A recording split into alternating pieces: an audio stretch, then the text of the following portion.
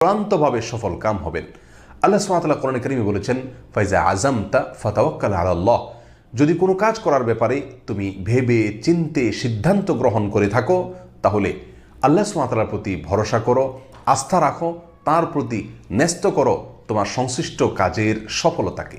অন্য আয়াতে তিনি বলেছেন, ওমান ইয়াতাওয়াক্কাল আলাল্লাহ ফাহুয়া হাসবু, যে ব্যক্তি আল্লাহর প্রতি ভরসা করবে, তাওয়াক্কুল করবে, আল্লাহ তার জন্য যথেষ্ট হয়ে যাবেন।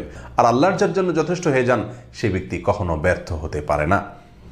আর সংশ্লিষ্ট কাজ শেষ করার পরে যে কাজটি করতে হবে তা হলো, সে কাজের যেই ফলাফলই আসুক না কেন, সেই ফলাফলে সন্তুষ্ট থাকতে হবে।